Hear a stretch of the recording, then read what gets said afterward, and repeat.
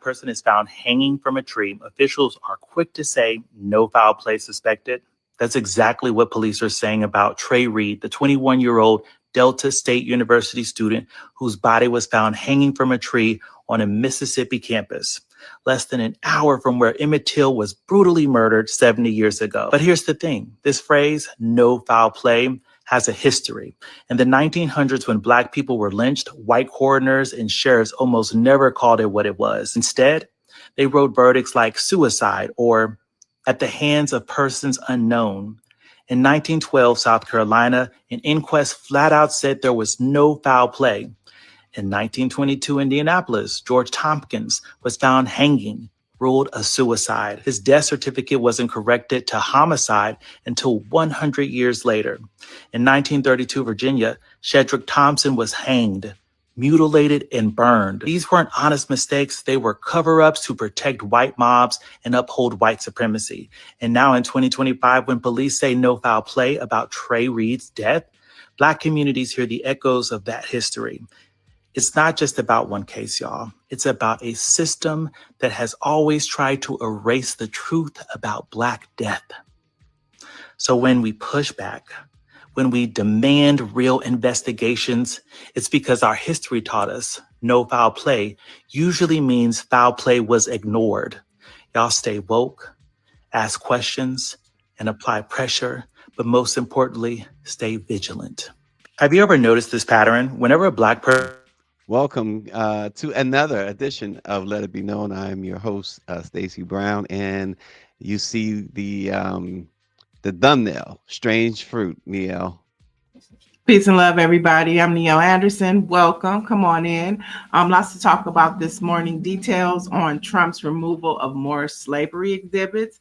A white man threatens a Black preschool, and a civil rights leader is running for Senate. And I think we need more leadership in this country.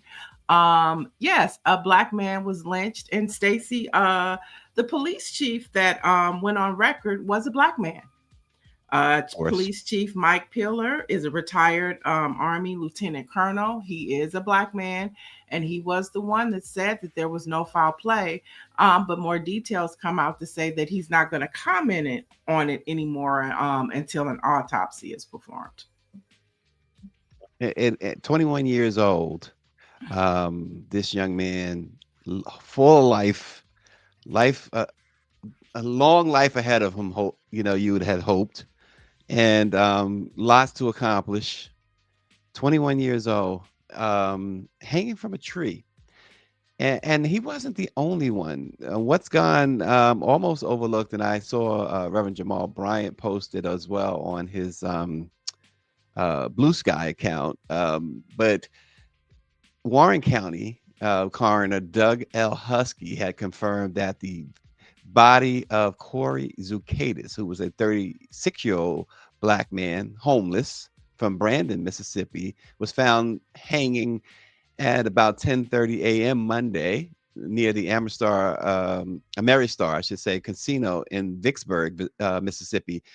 And no foul play suspected. There's plenty of foul play. Come on.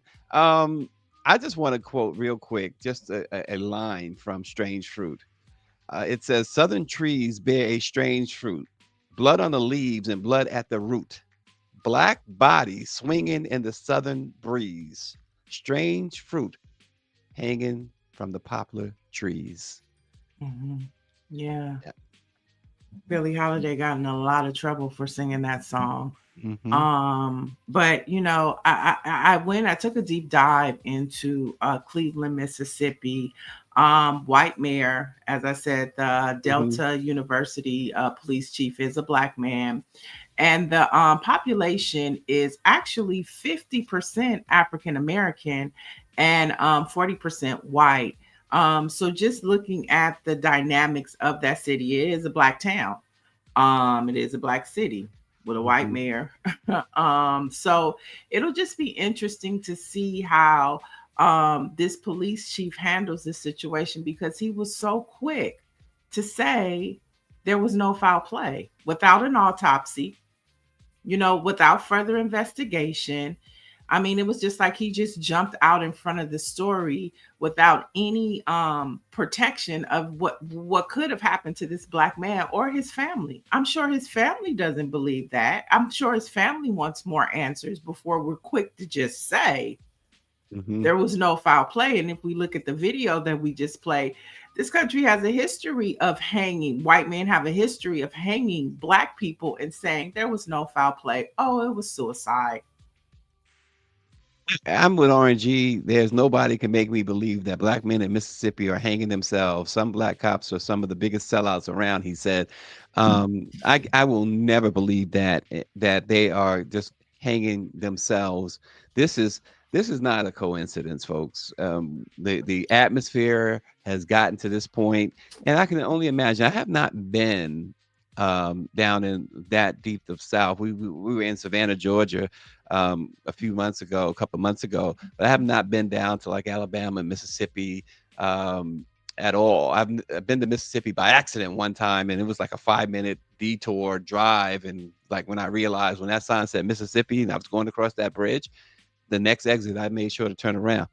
But I've been to Alabama, and that was like 20 some odd years ago, and that was an unscheduled trip to put it that way. But I don't know. In other words, what I'm saying is I can only imagine as we feel it in the north, and folks out west like yourself feel what's going on in this country. I can only imagine those in the deep south what they must be going through, because that's where it all really we get the stories, the deep stories. I know Virginia's included, Maryland's included to an extent, but the real horror stories of slavery and the mentality of post-slavery, the mentality of Reconstruction, and then Jim Crow, how bad it was down there. That's where King marched for the most part down in the South.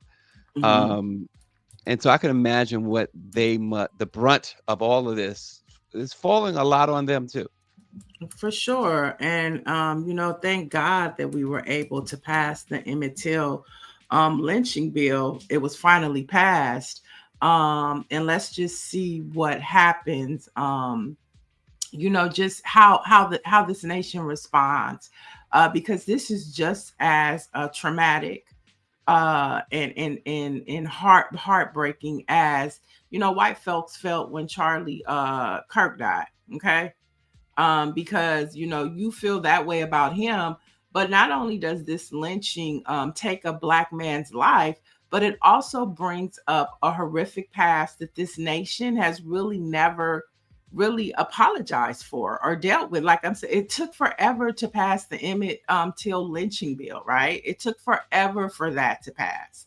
Mhm. And so I hope that they have the same respect for how we feel as they want us to have for them. Well, yeah. And let us not forget too. We're talking about this young man, but let us not forget Corey Zacchaeus, the 36-year-old homeless man in Mississippi that was found hanging from a tree yesterday, and that comes on the heels of a Fox News host saying that homeless, mentally ill people should be executed.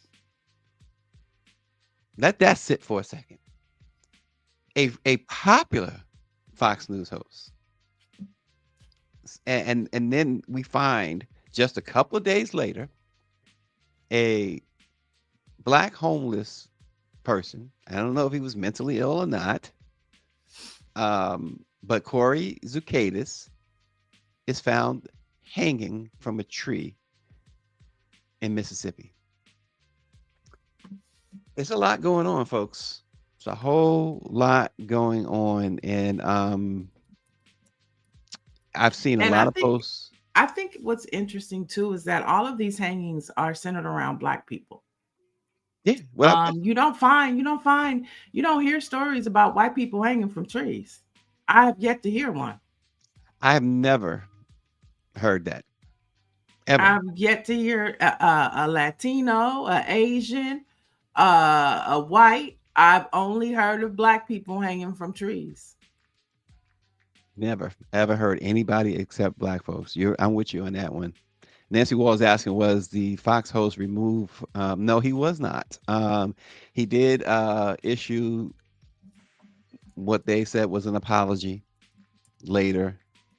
But the thing with that too, he had two other folks sitting there with him. I think Brian Kilmeade or whatever is his name, uh, and one of them was black,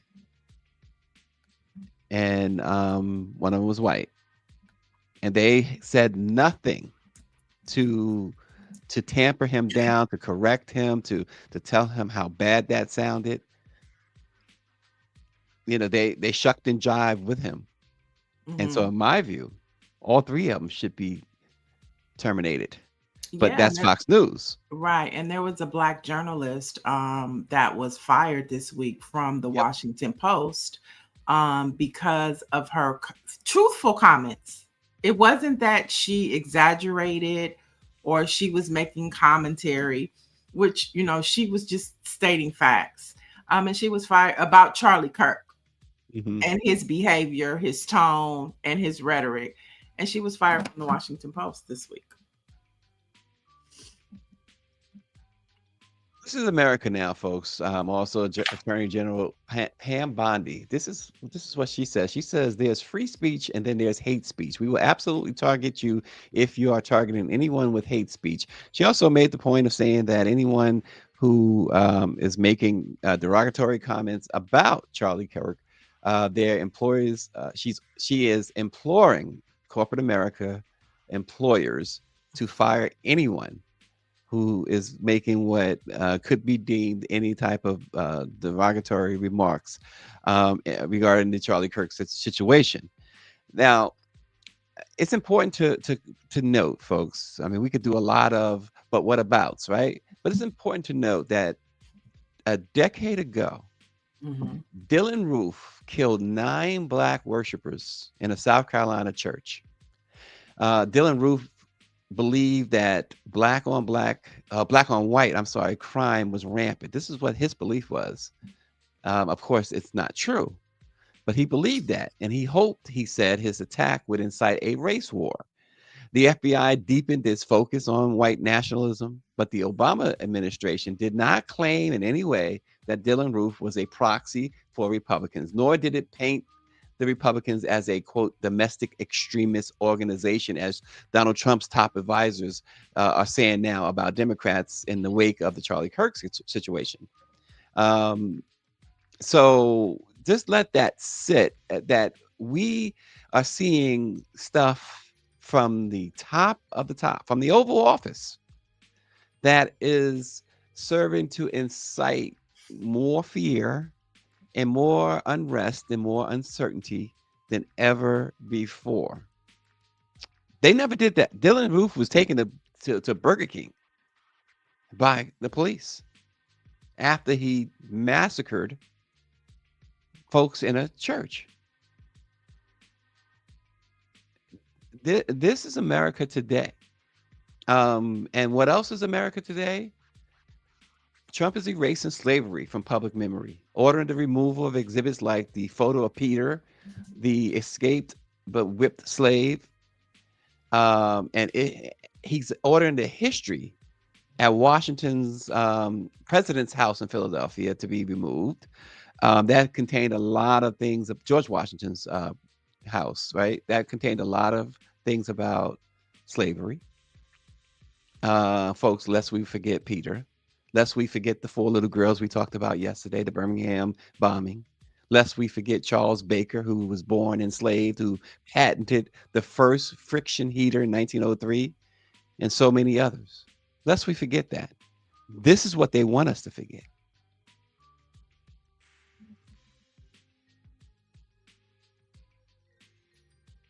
That's where we at, folks. That is where we at. And in addition to that, Donald Trump has filed a $15 billion libel suit against the New York Times. It's another attempt to tighten his grip on mainstream media. So that's another dictatorial play from the dictatorial playbook. So this is all going on in America, Neo. Yeah, it's a lot to process. It's a lot. You just said a whole lot, and I don't know where to start. Uh, but I do want to go back up as we talk about lynchings in this country. Hmm. Hmm. That the NAACP, just to put in perspective, from 1882 to 1968, 4,743 people were lynched in this country. Good Lord. And I think that another thing that we should highlight is the word picnic stands for pick a nigger. And that these white folks would gather in parks with picnic baskets and their entire families and watch white people hang us. Okay. And so, just bringing back into perspective, when we talk about two Black men were lynched this week, and we look at what happened to Charlie Kirk, and we see what the response was from white men all across this country, having like they're going to get their payback. When we look at the rhetoric that these white people are still having on television talking about the far leftists, when this had nothing to Charlie Kirk's death had nothing to do with Democrats, with Black people, with brown people, it had nothing to do but with white on white, Klan on Klan, MAGA on MAGA crime. That's what that was. But this week we find that two Black men were lynched, and you cannot say that this has nothing to do with the historical context of how white people have treated Black people in this country. And so we have that is what a picnic stands for. That's why Black people decided to start saying cookout. That was the whole transition of cookout. Because once we understood what the word picnic meant, this was a postcard, okay? When these white folks went to the park with their picnic baskets and these kids, and they hung our ancestors, they would turn that shit into a postcard and send it to their family saying, look at what you missed. So when that Black man immediately said yesterday, the police chief, that there was no foul play, what a slap in the face to our ancestors. To know the history of lynching in this country, to not wait until an autopsy and say this Black man's life meant something and this is under investigation because of the historical context of lynching in this country. That young man and that other Black homeless man deserve that much dignity to say, let's wait to see what really No happened. forensic evidence whatsoever. They didn't even you like you said, they didn't even mention, they didn't do an autopsy. They didn't even look at forensics. And he came out to say that, Neil, that there was no foul play. The lynching in this country used to be a postcard that white people would send out. Okay, you see it right there. And so to just say that there was no foul play, disrespectful, heart-wrenching. Prayers go out to to both their families. God bless their souls. Yeah, because you gotta understand, folks, and I know many of you do. Wait, what does it say? This is the barbecue we had last night. My picture is to the left. Come on, y'all. I mean, once I understood what a picnic was, I really tried to erase that from my vocabulary. It comes out a little, but for the most part, I don't say that term anymore. Yeah. Now, Trump wants to ban shit. Let's ban the word picnic. Let's ban that. Look at anybody that has a human heart that bleeds human blood could do something like that, you wonder. And you make a postcard, you send it out to your family, and you standing next to a person hanged. I want to try to read this because I mean, like they don't understand. They want to keep getting upset. It says, this is I can't make that part out. Taken of a great day we had in Dallas, March 3rd at Negro hanging from an something on, I can't read it, and a girl I saw. But they say this is a great day. Mhm. Great day. A great They- day. This is a postcard. They would bring the whole family would bring their blankets, their picnic baskets, their kids. They would play. The kids would be running around playing. The white women would be sitting on the blankets with their sandwiches and they raisin potato salad.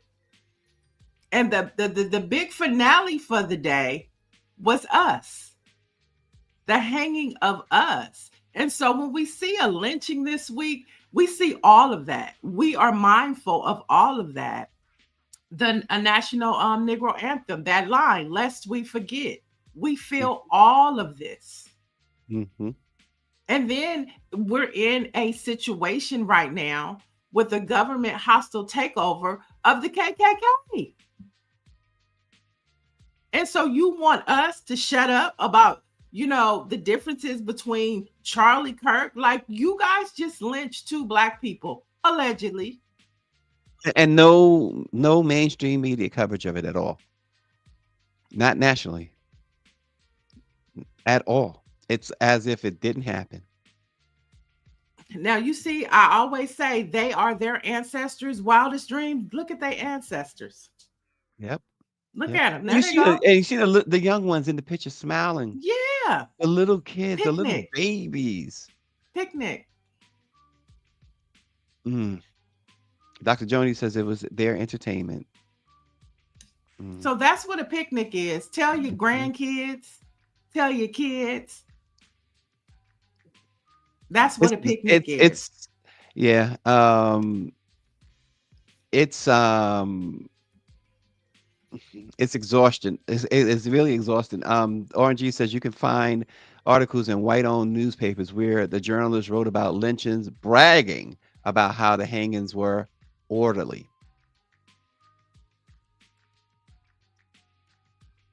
Just again, let that sit.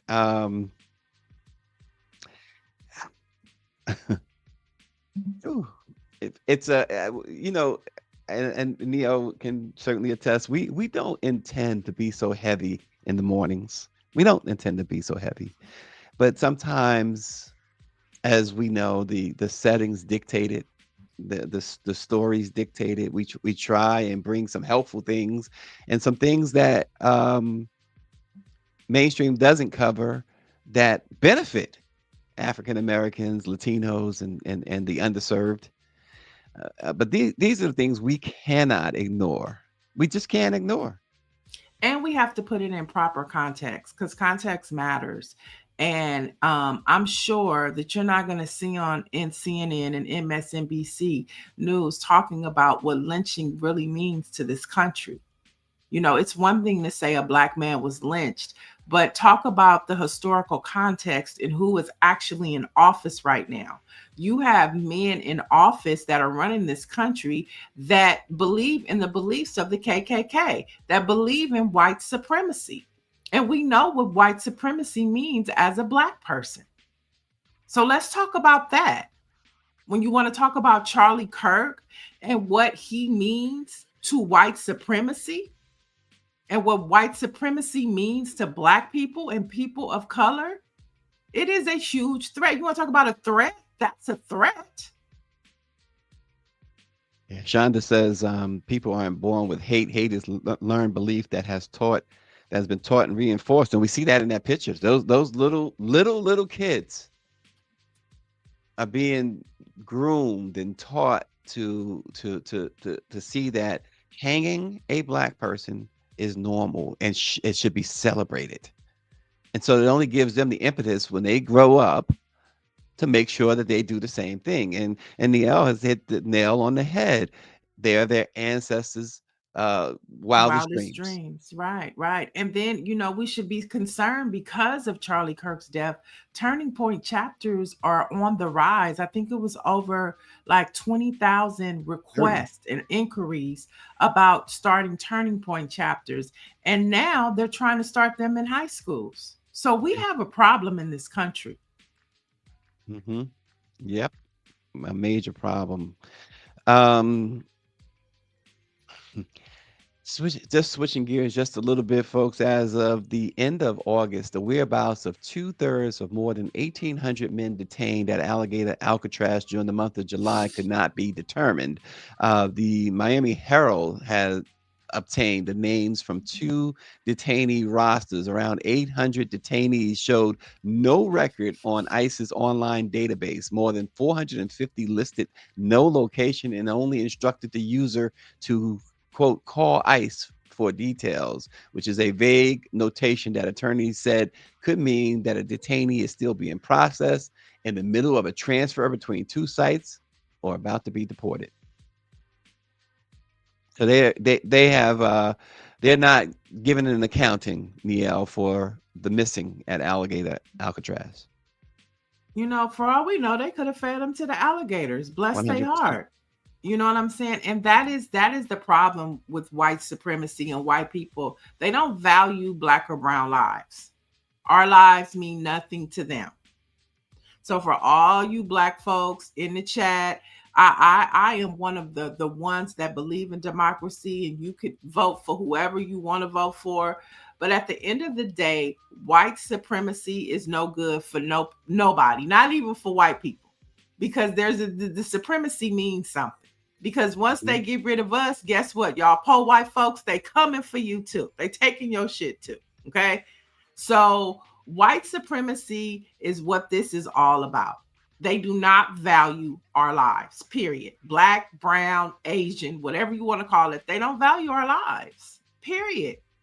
And Dr. Jones says that she has no faith that those people are even alive. And you got to remember, folks, if we're talking about history, they used to feed Black babies to alligators. And you know, and that's the stuff they do at night, you know, late at night. Mm-hmm.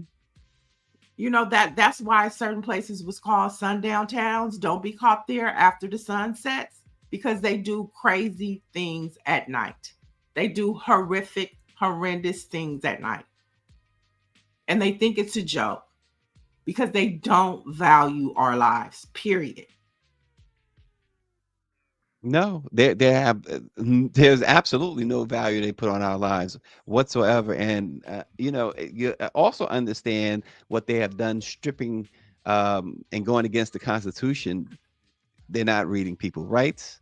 They're not giving them that so-called one phone call. This is everybody. This is not just the immigrants, but this is everybody. They have decided that the Miranda rights doesn't have to be read. You don't deserve the one phone call, and you can be in that system for 30 days before you're allowed to even be reached by an attorney. You know, and let's talk about the stupidity factor, because some of it is white supremacist and some of it is just plain stupidity. Donald Trump is putting people in office who are not qualified. They're underqualified. They don't even fucking read books. Excuse my language, but they do not read books. They don't read the job description that they're put in place to do. So some of it is just plain old ignorance. Not even knowing that, you know, when you have somebody in custody, they are assigned a number. You put that number in the system to track. They don't do any of that. Mm-mm. Kids are lost. They're ignorant, they're racist, and they're in control. Angry racist. Angry racist. And that makes them even more dangerous. You got, you know, I said this, and I've said this a few times, that I can't understand the anger that Donald Trump has exhibited since winning the election. You won. You won. You should be celebrating. But he's not liked and accepted. There you go. And he's only liked by people he really doesn't want to be in social gatherings with. That's not the people he wants to be liked by. He wants to be part of that Gilded Age heritage. You know, he wants to be invited to the in crowds, and he's just not accepted. You see what Robert De Niro said at the Emmys. He came out and said, F Donald Trump. First words that came out of his mouth. He is not accepted by the people he would love to be accepted by. And Jeffrey Epstein was the one that gave him the gateway to be in all those spaces, but he never was invited. We have a clip, I believe.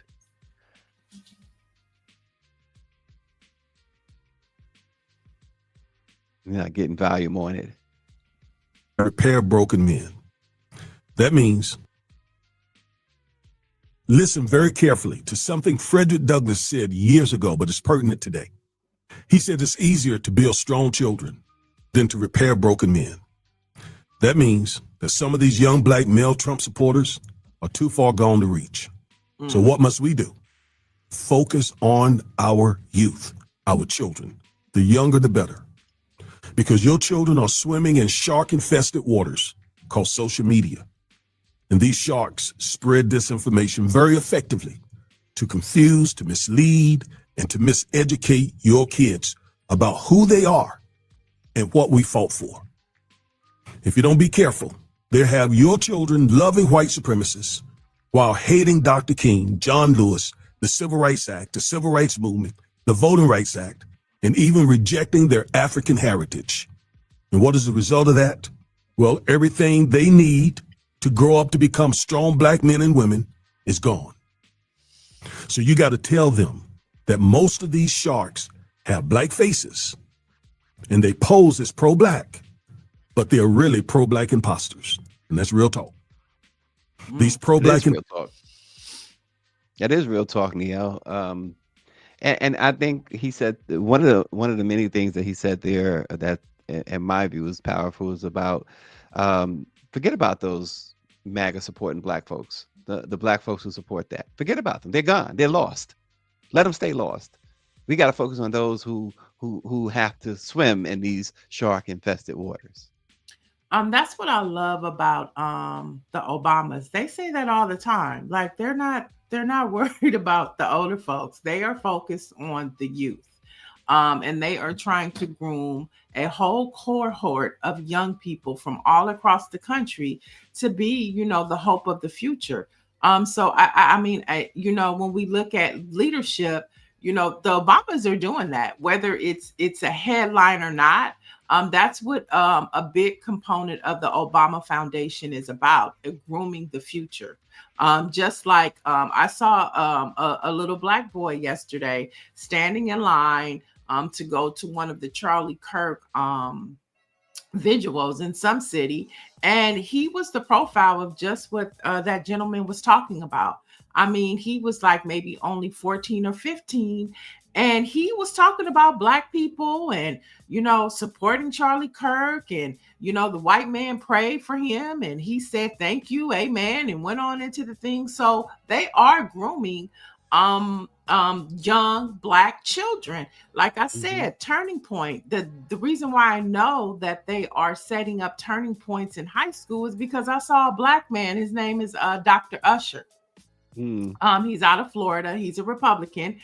He's a member of Turning Point. And he was talking about how they're starting chapters on high school campuses. This is an epidemic that is happening in our country. And this is why they want to erase the 1619 Project. Because they don't want the factual history told, because the 1619 Project took it a step further than what American history is in this country. Black history is in this country. It began to really tell the truth, the story of the plight and the experience of black people as Americans. And that's what they don't want. They want, white folks love the story of black people being destitute and in need. They love that, to tell that side of slavery where they were in control. What they didn't like was when the Nat Turner stories was starting to be told. And all of the other, the black pastors that were a part of the Underground Railroad. They didn't like the way we were starting to reimagine and see Moses, Harriet Tubman. They didn't like the fact that we were beginning to see that we were, rich, that we had that we had land, that we had there were certain black people that had power. They didn't want us to know all of that. And so what did they do? You know, Neil, I didn't mean to cut you off, but you'd find this, I'm sure you'll find this amusing because this goes along in some ways what you're saying. I saw a headline yesterday. I meant to send it to you. They talked about Beyonce and Jay-Z, and it said that they have a $57 million mortgage. And Mhm. and the headline was, is Beyonce and I gotta find it for you and send it. Is Beyonce and Jay-Z poor billionaires? And I thought, let me read that again just to make sure. I think it was Newsweek or some. Is Beyonce and Jay-Z poor billion? And I thought, okay, this is obviously somebody white, somebody hateful, somebody jealous. Black people are not supposed to have this type of wealth. So how do you call a billionaire poor? You said Jay-Z went to the casino the other day and dropped the $500,000 and won the 1.2 million. How does a broke person drop a $500,000 on a bet? Mm. I mean, that's just one small modicum that we can go on about how stupid that headline. I didn't even read the story because it was a stupid headline, Mhm. but it was also understood in the context of what's going on today and what you're saying now. It fits exactly in my mind what you're saying now. They don't want to see black folks, I don't care who they are, with anything at all. When Michael Jackson got into his troubles with Sony, when he had his beef with him and Al Sharpton got together, they went uptown to Harlem and had that press conference, and he told you the truth about the music industry. And they don't want you to have anything. This was the biggest this is the biggest star, black or white, in the world, Michael Jackson at that time. Beyonce is the biggest star in the world now. Mm. You can imagine the hate that she gets. Let's read some comments. Dr. Joni says, I think the Obama election and his easily winning 2 terms scared the hell out of all these white supremacists. Patricia Jackson says, teaching them to follow, not to lead. That was the agenda. Shonda H says, Black Americans need to be more unified, proactive, and less reactionary by placing too much emphasis on symbolic gains over actual change. What does Big Cheese say? Beyonce and Jay-Z are using real estate investments as a tax shelter.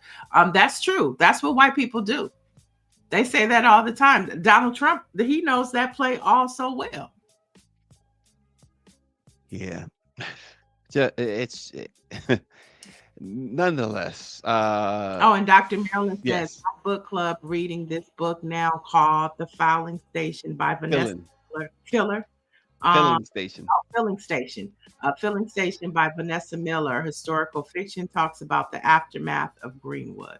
I knew that was filling station, because my grandfather used to always call the gas station the filling station, and all older black folks especially, they say filling station instead of gas station. So there we are. Here's just to switch gears, Neil. Here's something. Now, Neil, this is right up your alley because Neil is a big proponent of saying y'all need to do this particular thing.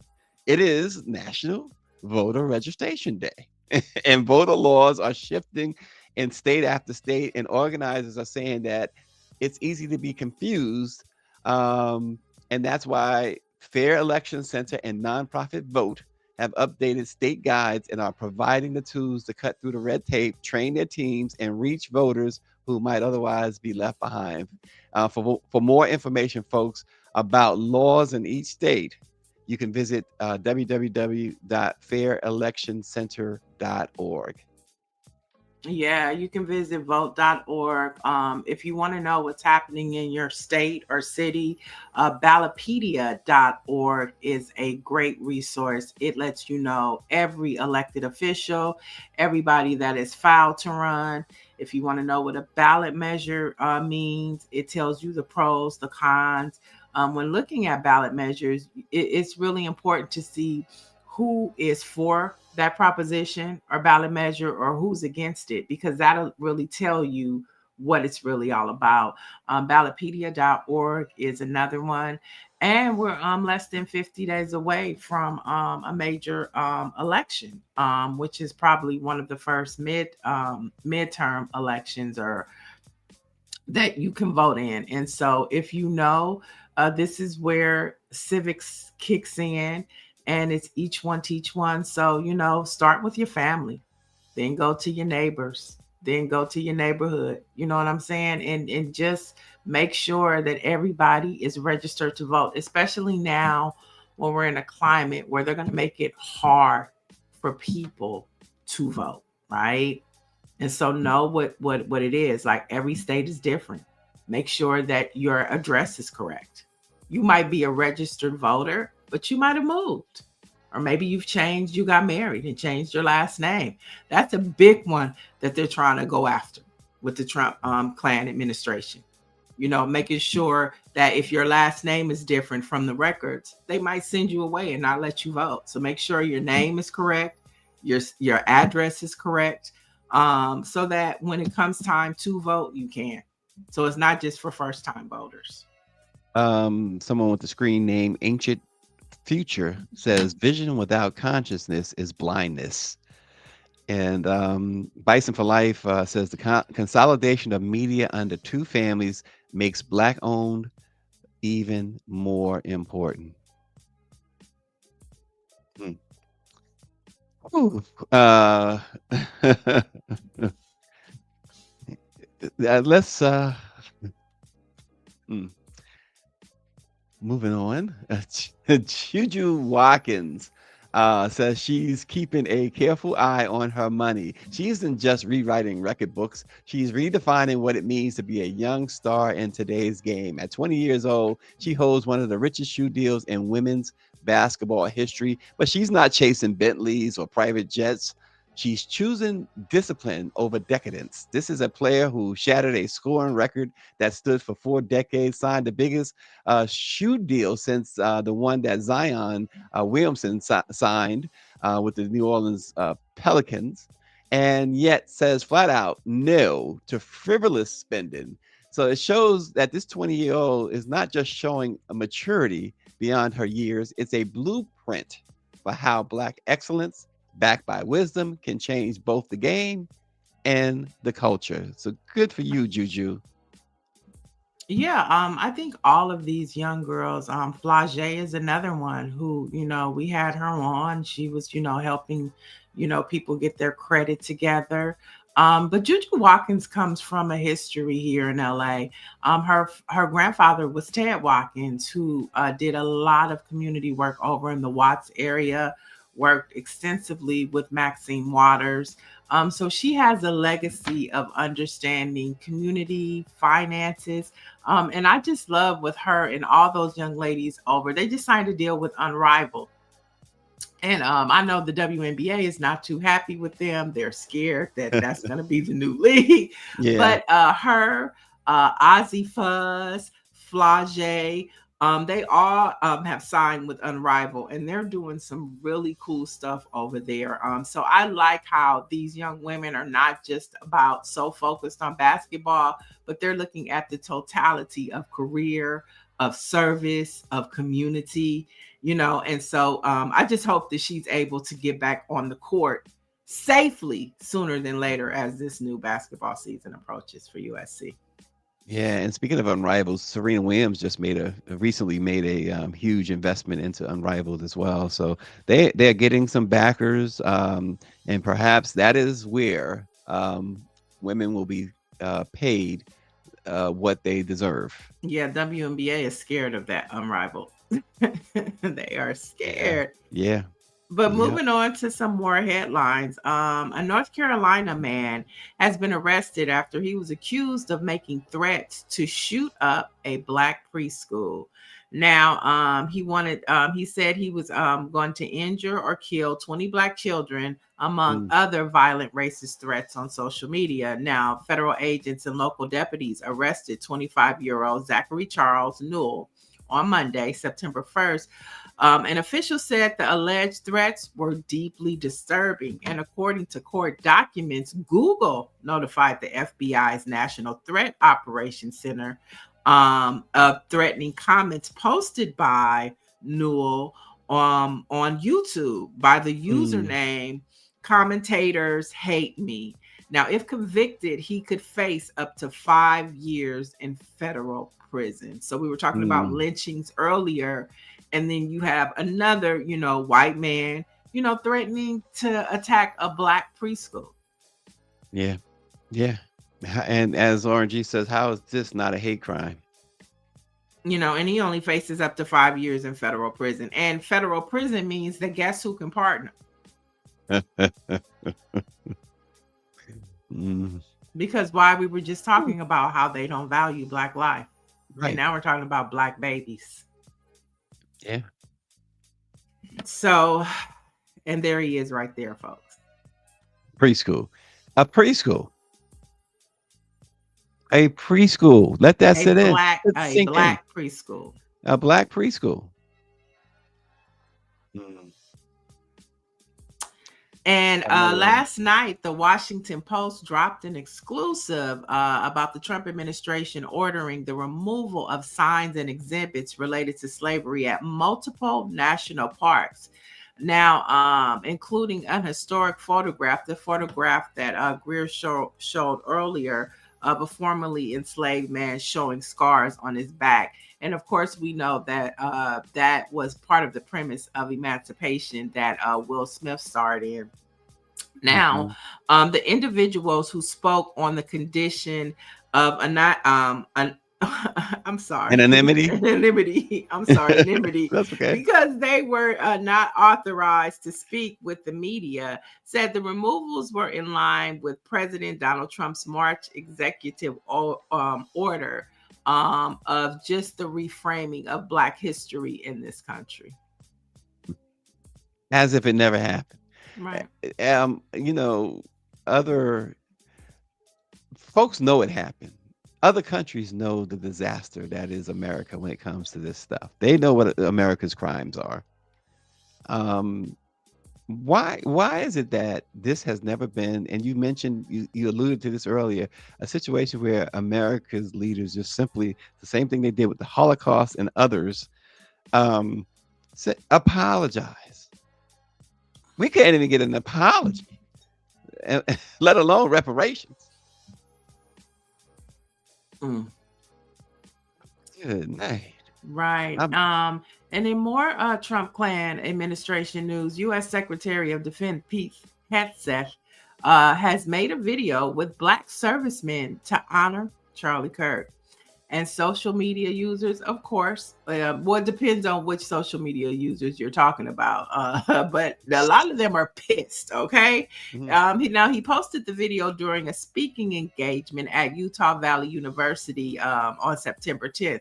And in the clip, Hegseth led a prayer for Kirk featuring many Black servicemen. So he had Black servicemen all around him as he was praying. And notably, it should be noted that Kirk has no record of serving in the military, none whatsoever. And so, a lot of people just found this very bizarre that he would choose Black servicemen to stand around him as he prayed for white supremacists. It's diabolical stuff that continues to go on. I can't. Dr. Joni says Germany went the absolute other way post-Holocaust, and it's why they were able to rebuild, because they refused to ever let what happened be forgotten. Indoctrination is to your point. Neil Greer says is indoctrination, Black indoctrination. That's why he had those Black soldiers around him. And finally, Priscilla Williams Till, cousin of Emmett Till, she's launched a Senate bid in Mississippi. We started the show in Mississippi, and ended with, maybe some hope.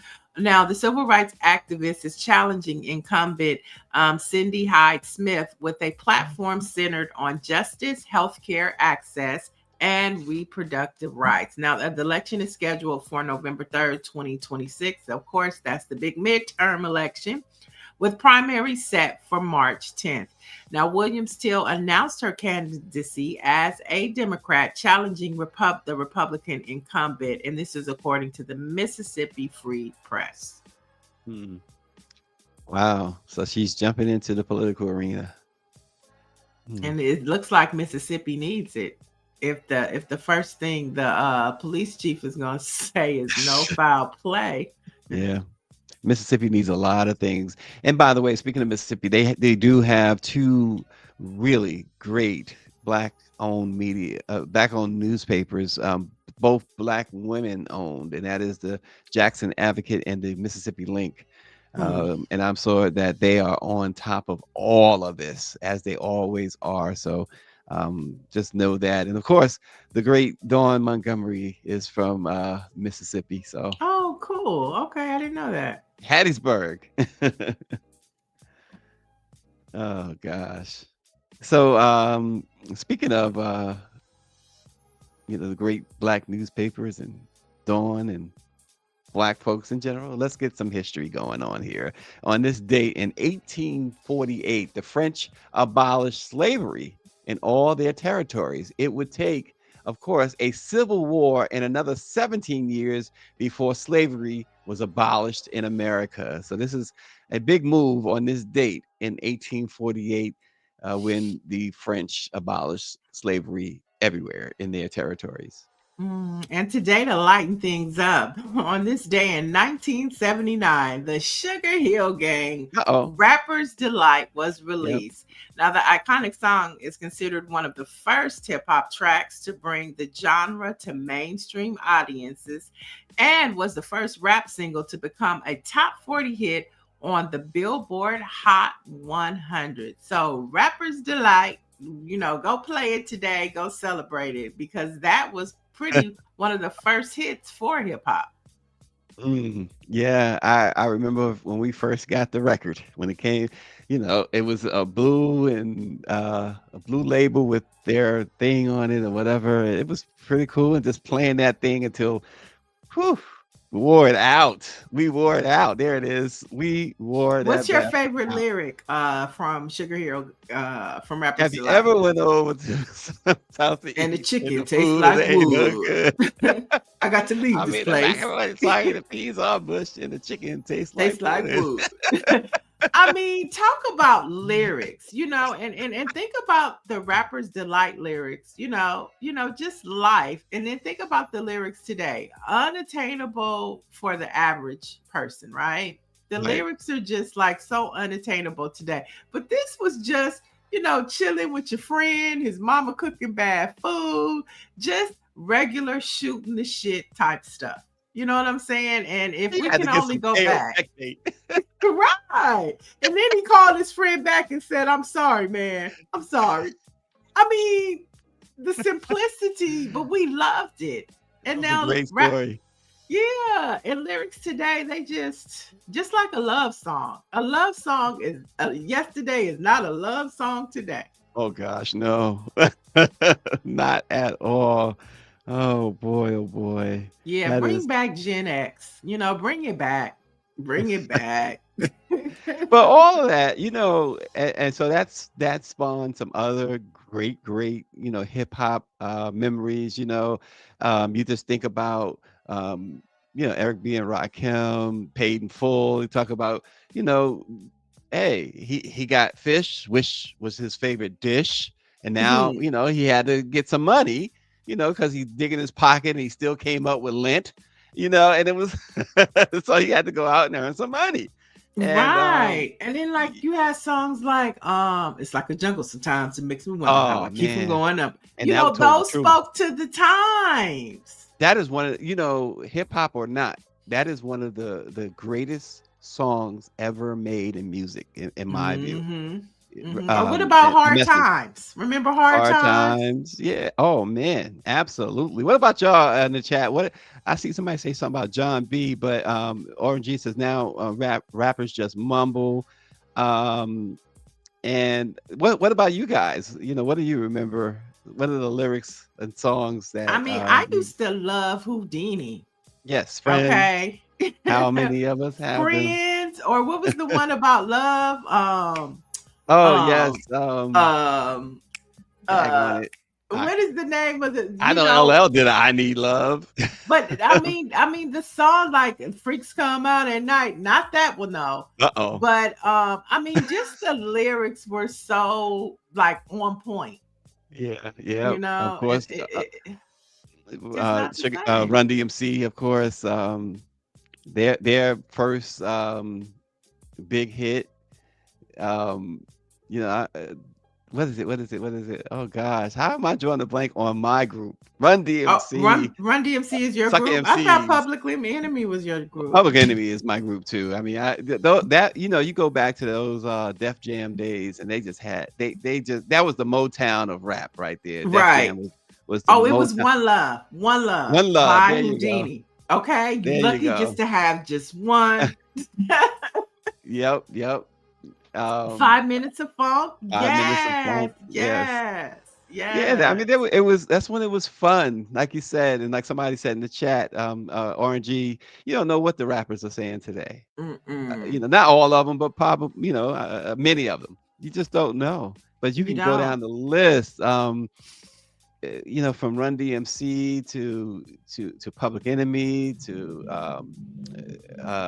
I mean, what about LL, all of Self-Destruction? them. Self-Destruction. That was when that song came out, that was like such a unity cry. And I think that we all felt it.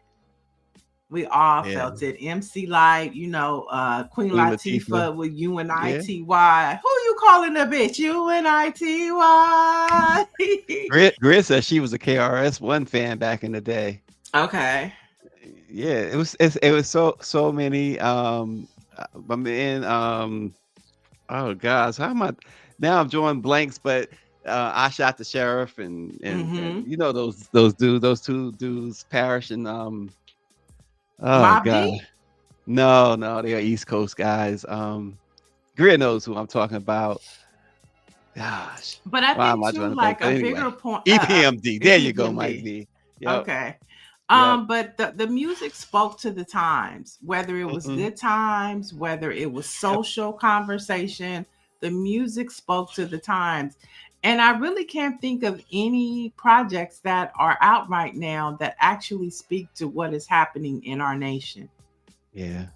I can't think of one. I mean, I can think of, you know, I think Cowboy Carter, that body of work, it really speaks to the state of the nation. If you listen to the lyrics of Ya Ya, American Requiem, Beyonce does it. But I'm just trying to figure out what other artist today, you know, has a song out that speaks to our times right now. I can't think of one. Well, and then right, Run DMC's is like that. You remember that? It's the way like it is. that. Yeah. That's the way it is. Oh, Dr. Marilyn, I love me some Heavy D. Curtis I Blow. did. I love some Heavy D. She said when Cube, okay, Greer says when Ice Cube dropped his records, I played that for a month. Yeah, you had NWA back then doing NWA things. Right. Right. But Curtis Blow, Heavy D and the Boys. Heavy D always dropped something fun. Biz Markie, they dropped something fun. And of course, somebody says, what about JJ Fad and Supersonic? Yeah. And Quinn says, music helped me connect to cities like New York and LA without being in those cities. Exactly. No, that was one of the things that I really took away from my HBCU experience, is that every city is different, not just the music, but the way they dress, the way they wear their hair, the shoes that they wear. You know, New York, you're going to get your Timberlands, you know, and from Detroit, you're going to get those Coogee sweaters. You know what I'm saying? So like every state, you know, DC, you're going to get go-go. You know what I'm saying? So it was just, it taught you culture. Like, that's why, school, we were talking about school, going to school. It teaches you social skills. It teaches you how different, how Asian people, what they bring to lunch is going to be different from what my Latino sisters and brothers bring to lunch. You know what I mean? Yeah. It teaches you a cultural experience and how to communicate with different people.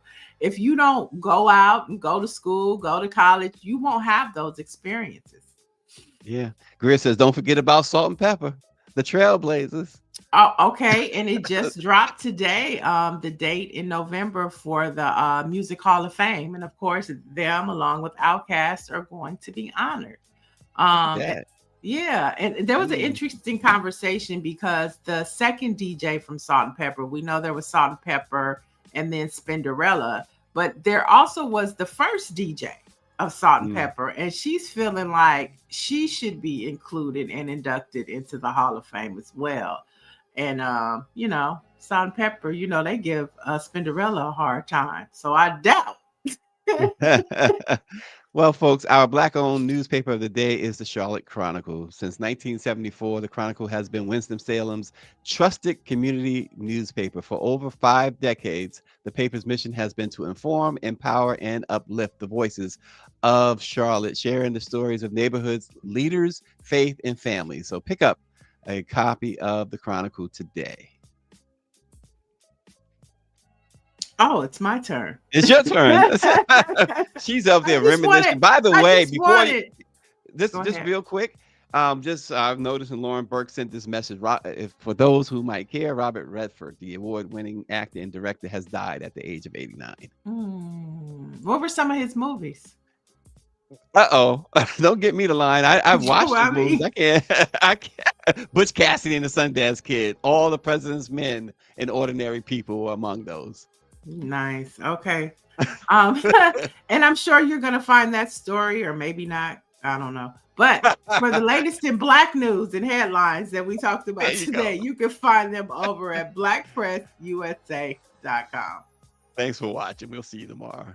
I said, by the way, baby, what's your name? Said I go by the name Lois Lane, and you can be my boyfriend. You sure they can? Just let me quit my boyfriend called Superman. I said he's a fairy, I do suppose, flying through the air, the pantyhose. He may be very sexy or even cute, but he looks like a sucker in a blue and red suit. I said you need a man who's got finesse and his whole name across his chest. He may be able to fly all through the night, but can he rock a party till the early night? He can't satisfy you with his little worm, but I can bust you out with my super sperm. I go do it, I go do it, I go do it, do it, do it. And I'm there, I'm big bad, I'm everywhere. Put the hands up in the air and party.